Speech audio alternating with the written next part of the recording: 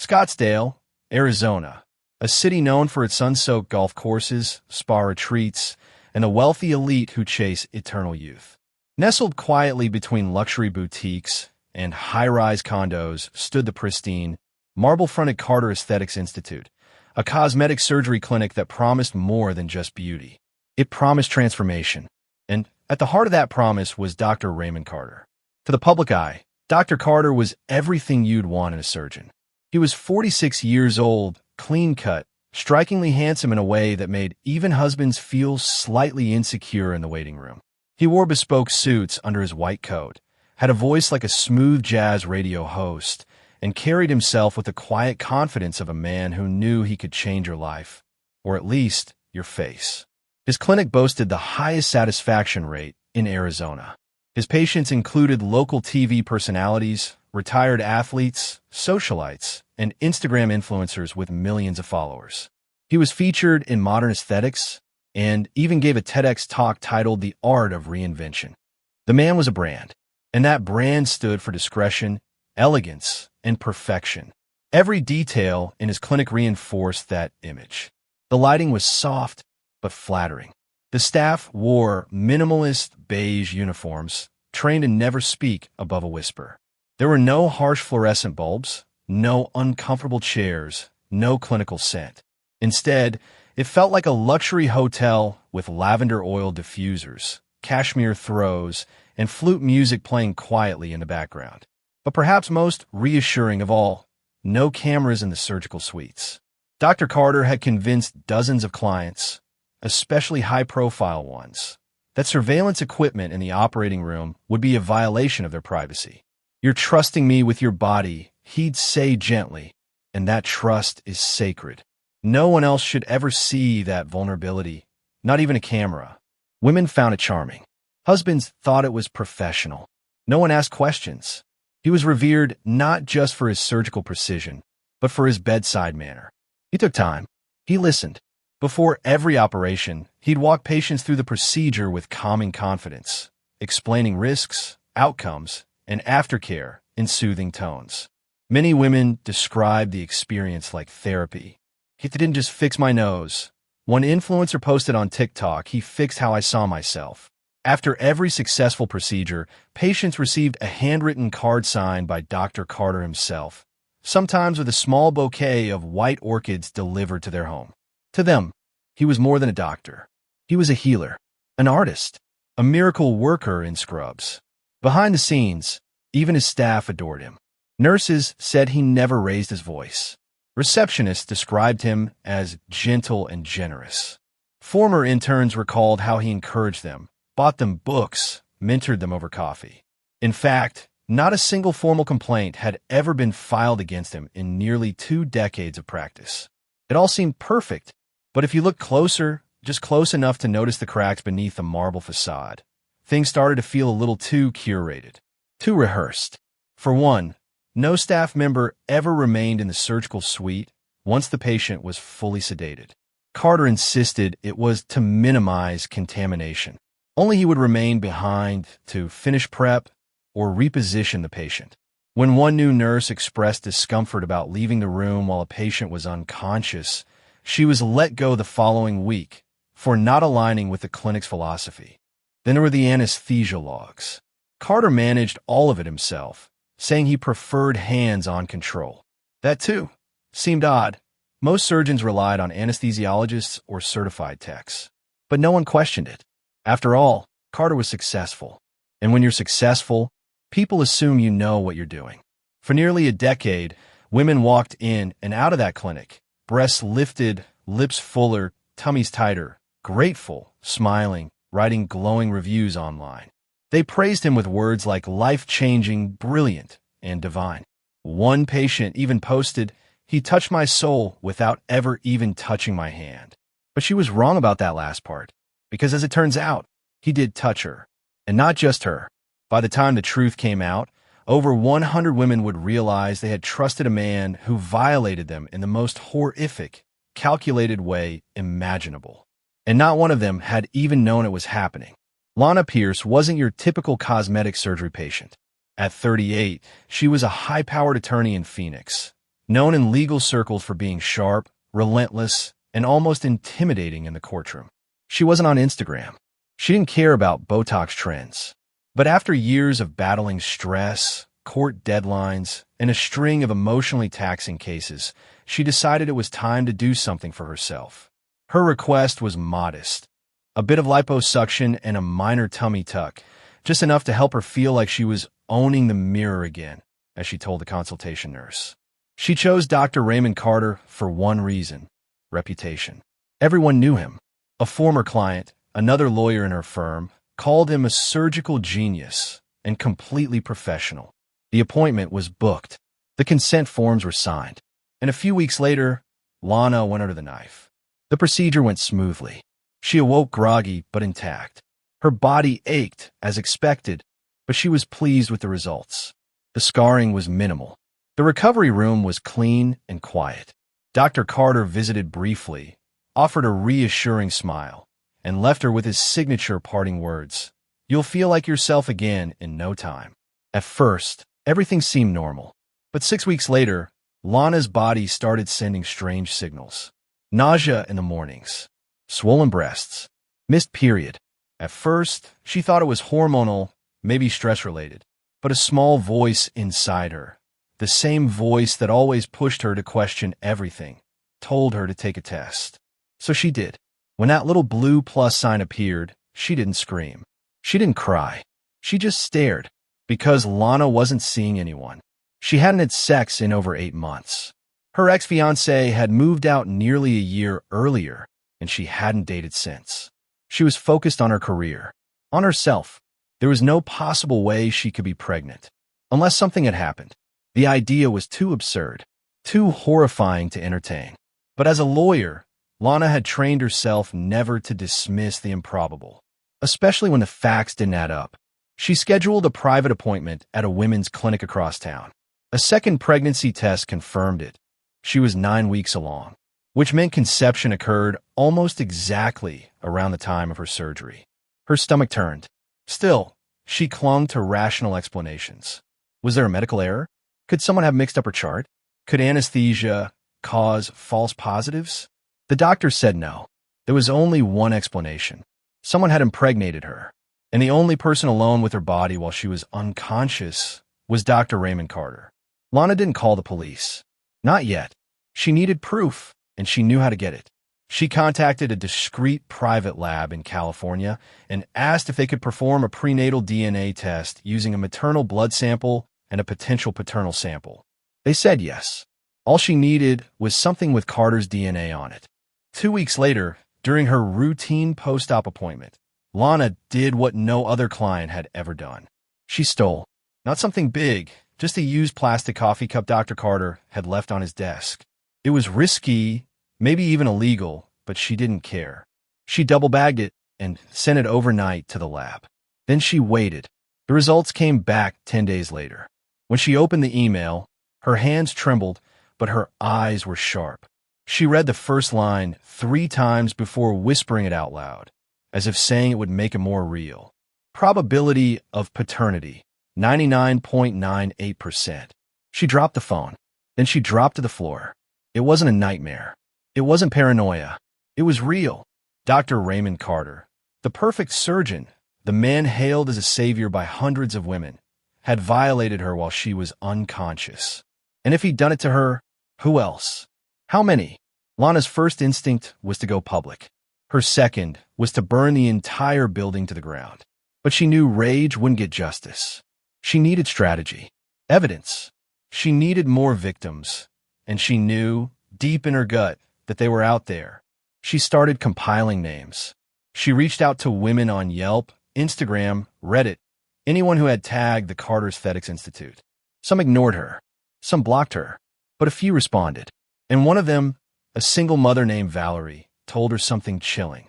"I got pregnant after my breast lift," Valerie wrote. "But I thought it was my boyfriend. Now I'm not so sure." Lana asked if she'd be willing to do a DNA test. Valerie agreed. 2 weeks later, another email came in. Another 99.98% match. That was all the confirmation Lana needed. She picked up the phone, dialed the number she had saved but resisted for weeks. "Phoenix PD," said the voice on the other end. "What's your emergency?"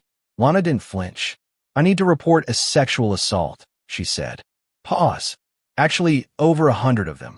Detective Elise Navarro had seen her fair share of monsters. Abusive husbands, predatory teachers, even a priest who'd preyed on altar boys. But when she received the call from attorney Lana Pierce, what she heard made her pause in a way that nothing had for years. "A cosmetic surgeon may have impregnated me while I was unconscious," Lana said calmly. "And there's DNA proof. I'm not the only one." Navarro wasn't quick to believe outlandish claims. But something about the way Lana spoke, methodical, unfazed like she was already 5 steps ahead, made her listen. By the time Lana forwarded the lab reports and emails from other women, Navarro's skepticism started to erode into unease. Within 48 hours, a formal investigation was opened.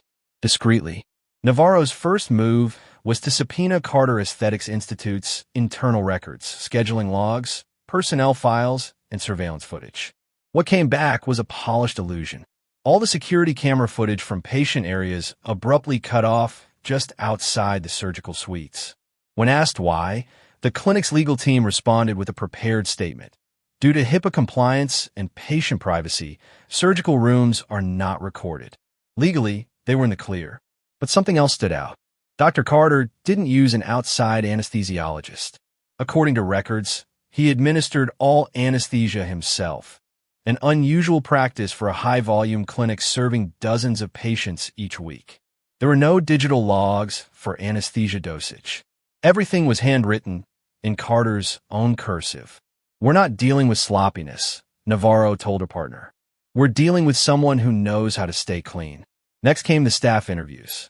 Most of the nurses and technicians were defensive, loyal, some almost blindly so. "Dr. Carter is a perfectionist," one nurse said. "He keeps tight control, but only because he wants the best for patients." "Did you ever find it odd that he was alone with sedated women?" "No," she replied, frowning. "That's just how it's done here." But not everyone shared that view. A former surgical tech, Rachel Kim, had been fired 3 years earlier for what the clinic called breach of protocol. When Navarro tracked her down, Rachel was living in Flagstaff, working nights at a veterinary hospital. She didn't hesitate to talk. "I always felt something was off," Rachel said. "He didn't let anyone stay in the room once the patient was under. Told us to step out and prep for the next procedure." She paused. "One day I came back too soon. Just 20 seconds too early. He was standing over a patient. Way too close. His scrubs were pulled up. He turned around, saw me, and smiled like nothing had happened. Did you report it?" "I tried. The next day, I was fired for disruptive behavior." Rachel never filed a complaint. Like many in the medical field, she feared blacklisting. And without proof, who would believe her over the golden boy of Scottsdale surgery? Still, her account gave Navarro something critical, a pattern. Digging deeper, the team uncovered more red flags, buried beneath layers of polished professionalism. Several patients had left vague but unsettling reviews online that were quickly drowned out by 5-star praise. Felt strange waking up. Can't explain it. Something didn't feel right post-surgery. Still processing what happened. Won't go back. Each of these reviews had been replied to by Carter's PR team within hours, offering apologies, refunds, and discounts on future procedures. Most of the reviews were eventually taken down. Navarro traced their authors. 4 of them agreed to meet. 2 revealed they, too, had gotten pregnant under strange circumstances, both convinced it was due to unplanned encounters in their personal lives until now. One of them, Amber Holloway, a yoga instructor, said something Navarro couldn't shake. "I just remember this moment," Amber said, voice cracking. "Right before I went under, he looked at me. Not like a doctor. Like a man watching something he owned. It was time to go deeper." Using search warrants, the team gained access to Dr. Carter's personal office, storage locker, and digital devices. At first glance, everything was immaculate. No physical evidence, no obvious contraband. Then a junior analyst found a hidden folder on an encrypted external drive labeled simply, "Private Studies." Inside were dozens of video clips, no audio, grainy, low-res, but unmistakable in their content. Women under sedation, motionless, and Carter moving around them in ways that were undeniably criminal. Most clips were no longer than 30 seconds. Some were cut mid-action, as if he were testing the system. But it was enough. Navarro closed her laptop with trembling fingers. She now had proof, not just of violation, but of intentional, documented predation. The digital timestamps matched surgery schedules, names, dates, victims. And then came the final blow, a spreadsheet titled Lineage Record, a bizarre table listing patient names, date of procedure, ovulation cycles, and cryptic notes like high chance, confirmed, and chillingly seated. It wasn't a fantasy. It wasn't an accident. It was a method. Dr. Raymond Carter had been impregnating women on purpose. The question now wasn't if there were more victims. It was how many, and how long the man everyone trusted, the one who smiled behind a surgical mask, had been planting a nightmare inside the very women who came to him for healing. It started with a press release. Phoenix PD, under pressure from both the DA's office and a swirling media storm, officially announced the criminal investigation into Dr. Raymond Carter on a quiet Tuesday morning.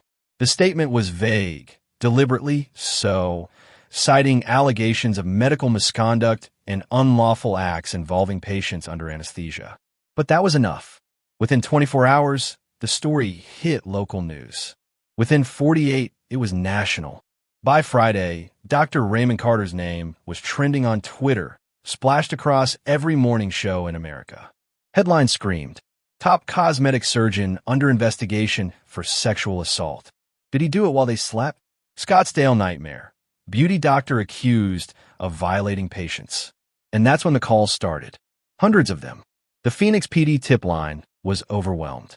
Dispatchers had to be pulled from other divisions just to handle the volume. Women from across Arizona, California, Nevada, even as far as Florida, were calling in to say the same haunting thing. "I think he did it to me, too." Some were angry. Some were sobbing. Most sounded stunned, as if a quiet part of their subconscious had always known something was wrong, but finally had permission to believe it. Valerie Hammond, 34, was one of the first to go public. A former model and single mom of two, she stood in front of the cameras outside her apartment building, holding a toddler in one arm while reading from a prepared statement with the other. "I had 2 breast augmentation procedures done by Dr. Carter. Both times, I woke up with no memory of the last hour. I got pregnant twice after those surgeries, even though I used birth control and wasn't sexually active with my partner during that time. I thought it was my body betraying me. But now I know. My children were conceived without my consent." Her voice cracked. The baby in her arms cooed softly. The crowd was silent. That clip went viral, viewed over 11 million times in 2 days.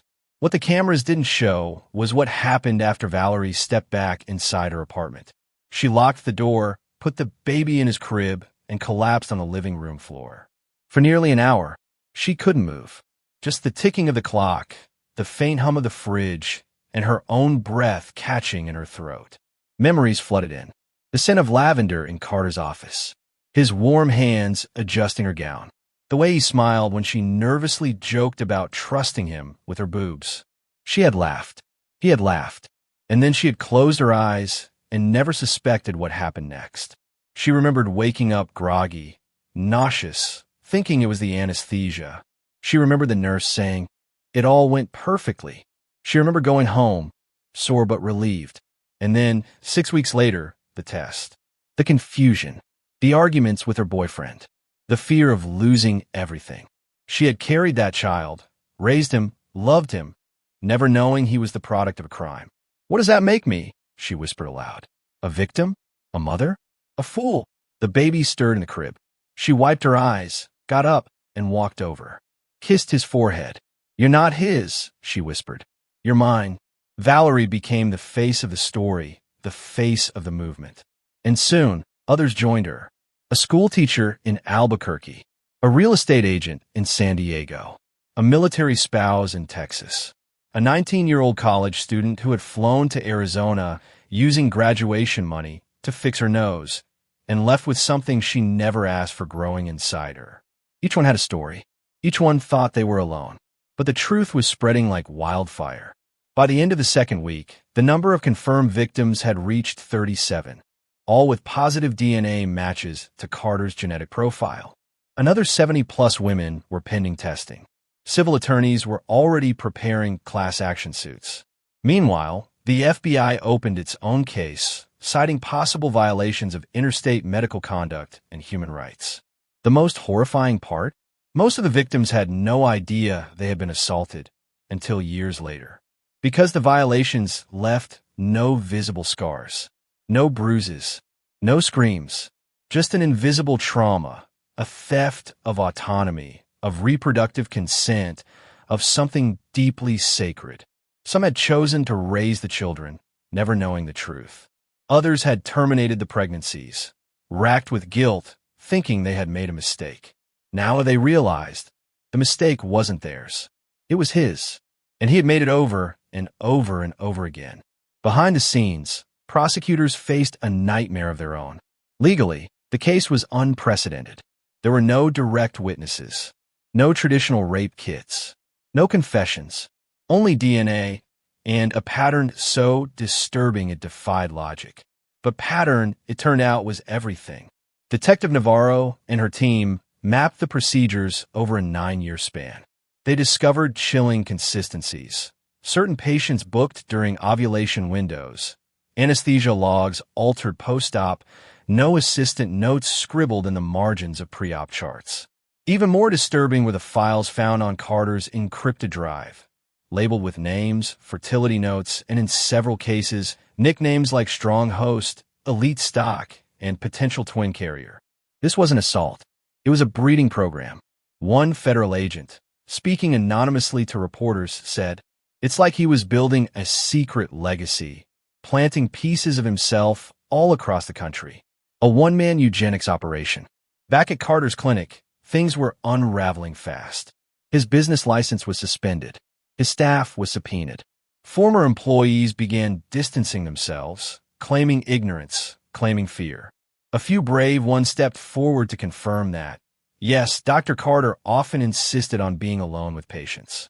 That, yes, he discouraged staff from asking questions.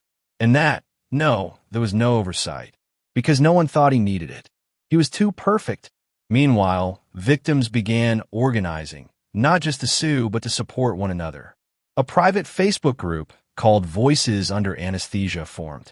Within days, it had over 200 members. One pinned post read, "He took our choices, our dignity, and in some cases, our children's paternity. But he won't take our voices. Not anymore." The dam had broken, and the flood wasn't stopping. Inside a locked evidence room at FBI headquarters in Phoenix, a single hard drive sat in a sterile plastic bag. The same drive recovered from a hidden compartment behind a false panel in Dr. Raymond Carter's private office. It was labeled Backup, Archive Only. Forensics had spent over 300 man-hours decrypting its contents. When they finally got in, what they found wasn't just disturbing. It was orchestrated madness. The first folder was titled simply, Genesis. Inside were over 100 subfolders, each labeled with a woman's initials and a date, matching the exact day of her procedure at Carter Aesthetics Institute. Each folder contained pre-op photos, notes on body type, hormone levels, menstrual cycles, audio memos, Carter's voice, calm and clinical, narrating things like subject age, excellent pelvic ratio, high fertility indicators. We'll attempt single deposit today. No pre-op alertness, anesthesia stable. It was methodical, calculated, scientific, like he wasn't performing surgeries, but conducting experiments. It wasn't just files and folders. Buried in the Genesis directory was a subfolder labeled Reflections. Inside were over 200 audio recordings, each roughly 30 seconds to 2 minutes long. Carter's voice, calm, composed, disturbingly gentle, filled the ears of the forensic analysts. In one clip, he narrated, "Subject VH responded well to sedation. Perfect symmetry.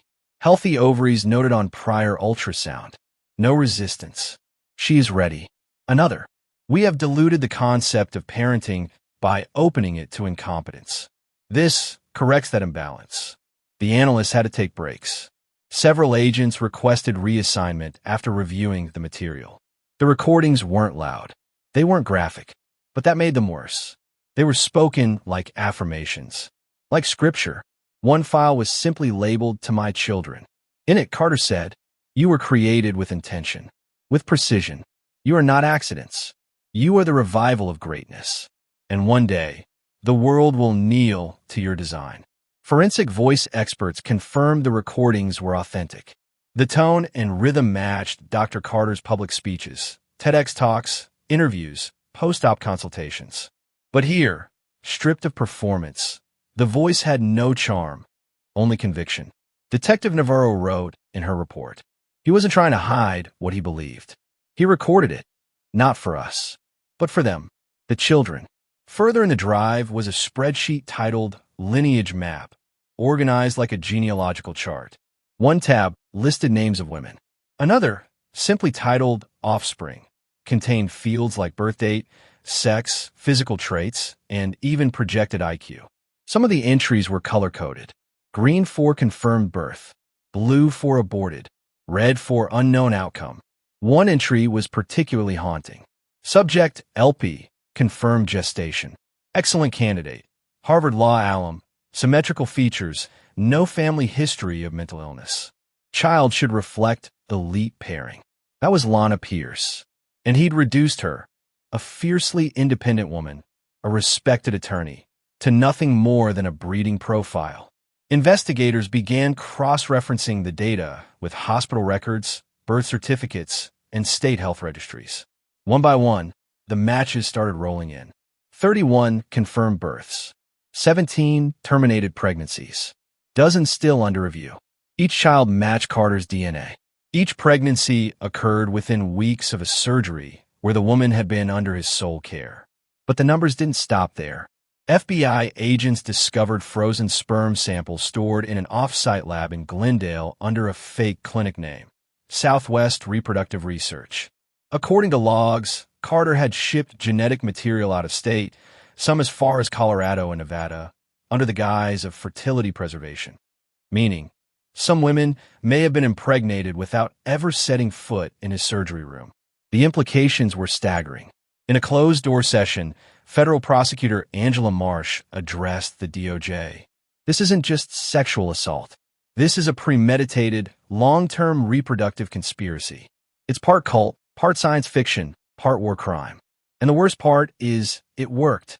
Dr. Carter had built a secret dynasty. Dozens of children born under false pretenses, their mothers unaware of the biological truth, their lives forever altered.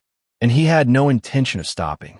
In his personal journal, recovered from a cloud account synced to the encrypted drive, Carter laid out his ideology in disturbing detail. The first line of the first entry read, "Modern society selects for weakness. I will correct it with legacy."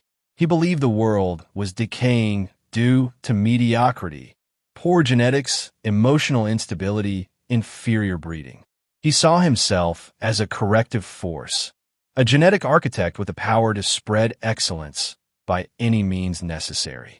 He referenced Nazi eugenics, ancient breeding dynasties, even quotes from Plato's Republic.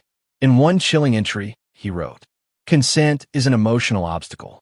Legacy demands action, not permission." In another, "If the child is loved, does it matter how it was conceived?" Public outrage exploded. What began as a sex crime case evolved into an ethical firestorm. Major news outlets ran nightly specials titled, "The Doctor Who Played God, Born Without Consent, The Children of Carter, American Eugenics. It didn't die, it just put on a white coat." Talk shows hosted debates between ethicists, legal scholars, and trauma counselors. Protesters marched outside the courthouse in Phoenix with signs reading, "Our wounds aren't invisible. My body, not your bloodline. Doctor? No. Predator." Some extremist groups, horrifyingly, began calling Carter a visionary. Fringe websites claimed he was cleansing the gene pool. Reddit threads popped up titled, "Would you want Carter DNA?" Promptly shut down by moderators. The mothers, the real victims, began facing a second wave of trauma.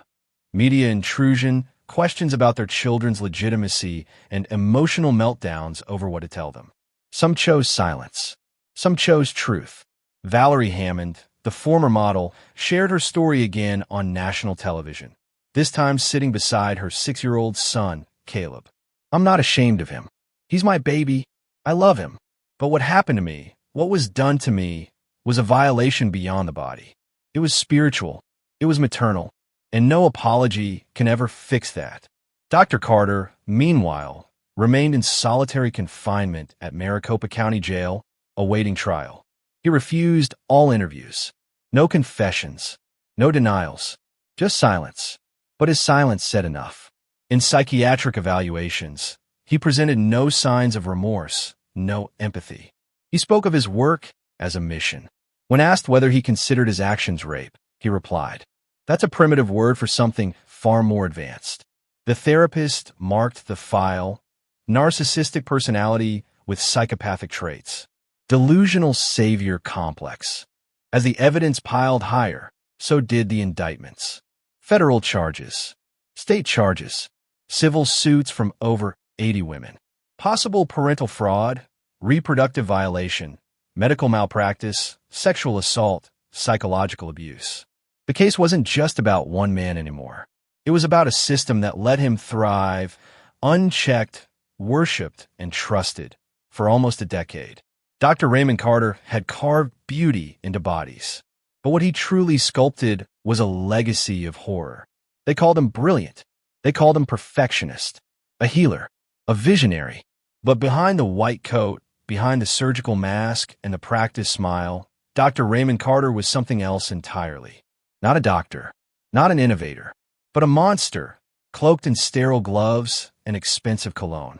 He sat silently in the courtroom, eyes focused but flat, as if the world unfolding around him was a minor inconvenience. The charges read like the blueprint of a horror film. 41 counts of unlawful impregnation, 112 counts of sexual assault, 17 charges of unauthorized genetic experimentation, and 1 count of human rights violation, a rare federal designation reserved for crimes that echo war atrocities. Still, Carter said nothing. He never once looked at the women seated in the gallery, the ones who used to be his patients, the ones who once thanked him for making them beautiful, the ones who now stared at him like he was the devil incarnate. In private, though, he spoke. During court-ordered psychiatric evaluations, Carter gave the doctors plenty to document. And what he said chilled even the most seasoned forensic psychologists. Dr. Helen Grayson, a clinical psychiatrist brought in by the prosecution, described him as the most disturbingly rational predator she'd ever encountered. "He doesn't see what he did as evil," she testified under oath. "He sees it as necessary." In taped interviews, Carter laid out his beliefs with clinical detachment, as if reciting a medical lecture. "Consent is a social construct. If a woman agrees to let me sculpt her body, what makes her womb any more sacred than her nose or her breasts?" Another time, "Do you realize how many weak, damaged, emotionally unstable people are reproducing every day? I've only introduced a correction. I've improved the stock." He spoke of his patients as vessels. Their DNA was background noise. His, he claimed, was the melody. "My children will be smarter, healthier, more balanced." That's not delusion. That's data. He pointed to several of his offspring who had shown early signs of high intelligence. One had been accepted into a gifted program at age 5. Another spoke 3 languages by age 7. To him, these children weren't the products of rape. They were proof of concept. What disturbed the public most wasn't just the acts themselves, but the absence of shame. There were no tears, no apologies, no breakdowns. When asked if he regretted anything, Carter replied, "Only that I didn't start sooner." His writings, recovered from cloud accounts and personal journals, only fueled the outrage. Pages and pages of controlled, obsessive thoughts, filled with archaic language about purity, lineage, and designed futures. One entry read, "The Greeks bred athletes. The Romans bred warriors. The 21st century breeds mediocrity. I'll be remembered as the one who reversed it. Another, more chilling. A mother who doesn't know the father of her child is freer than one who clings to illusion. I've given them freedom. Freedom. That's what he called it. The women in his courtroom, some with children born of those assaults sitting beside them, called it something else. Theft. In a separate evaluation, a defense-appointed psychiatrist attempted to label Carter as delusional, potentially insane by legal definition. But Carter rejected the diagnosis himself. I'm not insane. I'm just beyond your emotional framework. It was clear he didn't need an insanity defense. He didn't want one. He wanted to be understood. In his own warped mind, he was the next step in human evolution. A surgeon turned savior. A quiet architect of a better species. The courtroom wasn't his place of shame. It was his stage. And yet, beneath the grandiose delusions and calculated rhetoric, there were moments, subtle ones, when something darker bled through. In a session late one night, when the cameras were off and only audio was rolling, Dr. Helen Grayson asked Carter a simple question. Do you know the names of all the women you violated? For the first time, he hesitated. Not all of them, he admitted quietly. Just the promising ones. Then he smiled. Back in the courtroom, those promising ones stared at him through tears, rage, and unimaginable betrayal. They had trusted him with their bodies, not knowing he would also take their futures. Some now struggled with how to raise the children he left behind. Others had told their sons and daughters the truth, and watched their identities crumble overnight. One boy, 10 years old, began to call himself nobody's son. One girl stopped speaking entirely. Dr. Carter didn't see them as victims. He saw them as data points, as proof that he had left something behind. He had carved into skin, manipulated wombs, stolen choice. But what he truly destroyed was trust. Trust in doctors. Trust in medicine. Trust in the very idea of safety. Because if a man like Dr. Carter, charming, intelligent, beloved, could be a monster, who else could be hiding behind a mask? The trial of Dr. Raymond Carter began on a rainy Monday morning in Phoenix. But by noon, the courthouse steps were flooded. Not by water, but by people. Protesters, reporters, former patients, women's rights activists, conspiracy theorists, even curious onlookers who just wanted to catch a glimpse of the man being called. The father of 112 children. The surgeon of silence. The American Minstrel. Inside, every seat in the courtroom was filled. Victims sat quietly, flanked by attorneys and trauma counselors. Some held hands. Some gripped tissues. Others stared straight ahead, expressionless, as if bracing themselves for war. On the other side of the room sat Dr. Carter. He wore a tailored charcoal suit, perfectly pressed. No shackles, no fidgeting, no visible emotion. Just the same calm, eerie stillness he'd displayed throughout the investigation, as if none of this was about him. The prosecution opened strong. Lead prosecutor Angela Marsh, known for her poise and surgical precision in court, wasted no time. This case is not about negligence. It is not about a medical error. It is about premeditated violation, done under the guise of healing. It is about a man who used trust as a weapon, and anesthesia as a shield. She then outlined the charges: 41 counts of unlawful impregnation, 112 counts of sexual assault, and multiple federal charges of reproductive coercion, a legal term now being debated nationally because of this very case. The courtroom listened in stunned silence as Marsh introduced the evidence: DNA reports, encrypted spreadsheets, video clips, voice recordings, and, most damning of all, the lineage map, Carter's own database of victims and offspring. The screen in the courtroom lit up with redacted versions of Carter's files. Initials, dates, notes like confirmed ovulation, strong genetic match, and elite stock. Gasps rippled through the room. And then came the witnesses. Lana Pierce was the first. She walked slowly to the stand, in a black suit, her hair pulled back tight. She introduced herself calmly, spoke clearly, and then told the jury what happened after she went at Dr. Carter for a tummy tuck, how she woke up pregnant, how she discovered the truth, and how she tracked him down herself. He didn't just take my body, she said, voice trembling. He took my ability to choose. He stole my motherhood and replaced it with his own legacy. Then came Valerie Hammond, holding a photo of her 2 children. My kids didn't ask for this. I love them with all my heart, but they're growing up asking who their real dad is. And I have to tell them it's him. The man who drugged me and used me like an incubator. She broke down on the stand. So did half the jury. More women testified. A single mother who thought she'd been lucky to get pregnant after years of infertility, now realizing it wasn't a miracle. A military wife who'd gotten an abdominoplasty while her husband was deployed and came home pregnant with a child that nearly ended her marriage. A 21-year-old who aborted her pregnancy at 6 weeks, never knowing the father was her surgeon. Each story more devastating than the last. Then came Marissa Langford. She was just 19 when she stood in the witness box, small-framed, pale, her hands trembling as she gripped the wooden railing. Her voice, when it finally came, was barely above a whisper. 3 years before I met Dr. Carter, I was raped at a college party. I thought that would be the worst thing that ever happened to me. Marissa went on to describe how she'd spent 2 years in trauma therapy, how she worked hard to reclaim her sense of control, her body, her identity, and how, after saving up for a breast reconstruction surgery to feel whole again, she ended up choosing Dr. Carter. I thought I was taking power back. I thought I was healing. The courtroom held its breath.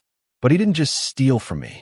He stole from the version of me that fought so hard to survive the first time.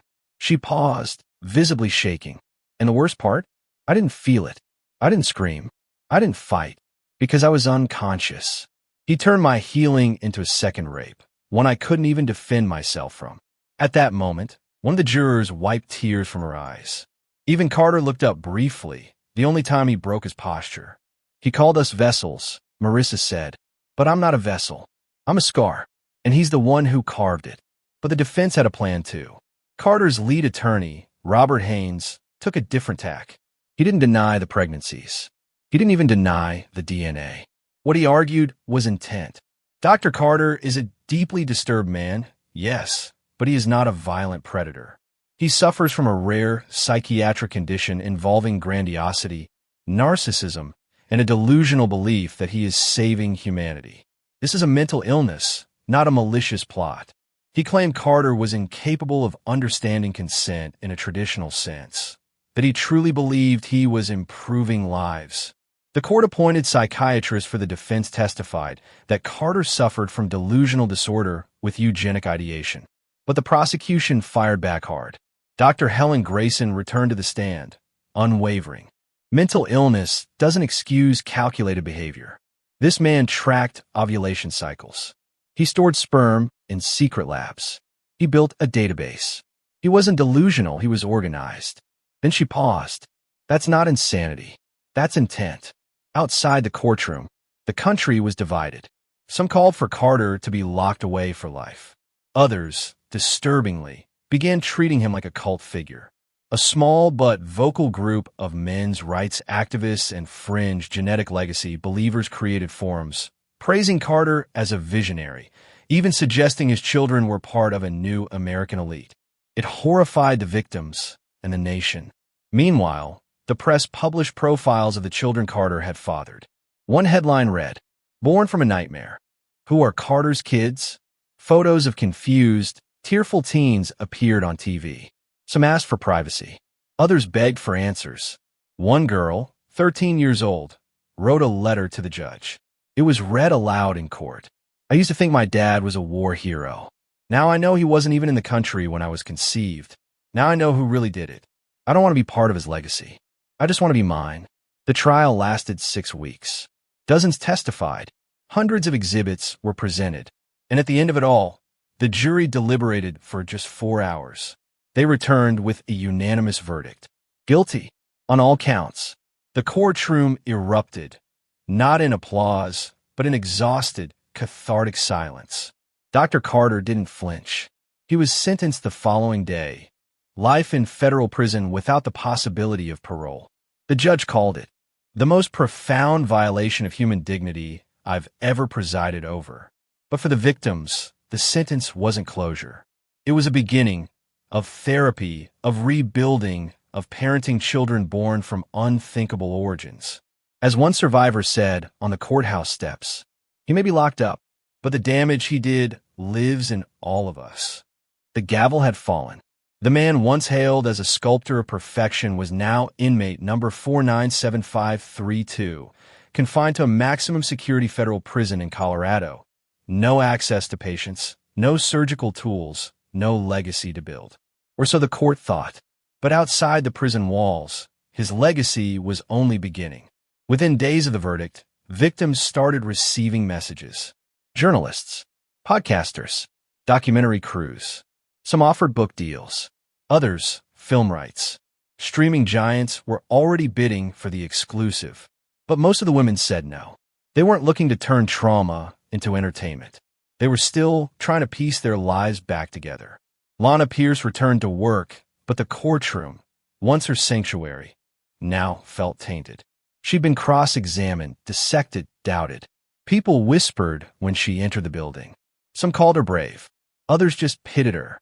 "It's hard to be respected as an attorney," she said in an interview, "when people now associate your womb with a crime scene."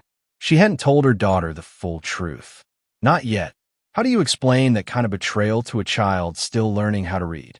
Valerie Hammond, meanwhile, moved her family out of Arizona, changed schools, burned every photo she'd taken with Carter's clinic logo in the background. "I don't want my kids growing up in the shadow of his name," she said. "I want them to know they're more than how they were conceived." Still, the shadow loomed large. The children, dozens of them, began asking questions. Some demanded paternity tests. Others confronted their mothers in tears. A few were bullied in school when classmates learned who their biological father was. In one viral TikTok video, a teenage boy stares into the camera and says, "So, I'm the son of a rapist surgeon. Cool. Guess I won't be doing Bring Your Dad to School Day this year." Some tried to laugh through it. Others spiraled. One child, a 14-year-old girl from Nevada, attempted suicide after learning the truth. Her note read, "I was born from evil. That means I must be evil too." She survived, but the scars would last forever. Across the country, the medical community was forced into a reckoning. Hospitals reevaluated privacy policies. States began drafting legislation requiring dual medical supervision during procedures involving anesthesia. Several clinics installed body cameras on surgical staff. One bill in California proposed the creation of a national patient consent registry. A controversial idea, but a sign of just how shaken the system had become. In Congress, hearings were held on reproductive assault, a new category of crime gaining traction thanks to the Carter case. Legal scholars debated whether existing rape laws were sufficient to cover violations without physical force, but with biological consequence. "He didn't touch them while awake," one senator said, "but he changed their lives forever. If that's not rape, what is?" In the middle of it all, a letter leaked from prison. Handwritten, neat, signed by Dr. Raymond Carter. "You can cage a man, but not his design," it read. "The children born of my work are already out there, smarter, stronger, freer than their peers. You can't undo that. Time will prove me right." The backlash was immediate. Protesters burned printed copies of the letter outside the prison gates. Victims called it a final act of psychological warfare. But for some it stirred doubt. Because Carter wasn't wrong about one thing. His children were here. They were alive. And as they grew up, they would carry his DNA, whether they wanted it or not. What that meant, no one could predict. 2 years after the trial, a quiet ceremony was held at a Phoenix community center. No press, no microphones, just a room full of women, mothers, survivors, and a few of their children now old enough to understand, or at least to ask. They lit candles for the babies they aborted, for the pregnancies they never knew about, for the versions of themselves they'd never get back. Then Lana stood up. Not all of Carter's children reacted the same way. Ethan Graves, 16, petitioned the court to legally remove Carter's DNA record from his birth certificate. He said in a public statement, "I don't want his name in my records. I don't want his blood in my veins. But most of all, I don't want anyone telling me I'm his. I'm my mother's. That's it." The courtroom granted his request.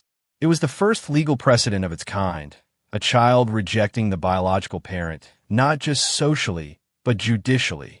But not every child shared that view. Across the country, in a prep school outside Seattle, another teenager, Ty Carter, posted a video to his 50,000 TikTok followers. I know who my father is. And you know what? Maybe the world needs more people like him. Look around. What do you see? Mediocrity. My dad had vision, and I'm not ashamed of that. His comments exploded with backlash and support in equal measure. Overnight, he became the center of a cultural war, praised by some fringe groups, condemned by trauma survivors. Reporters hounded his mother for comment. She gave only one statement. He's my son, but the rest, that's not mine to answer for.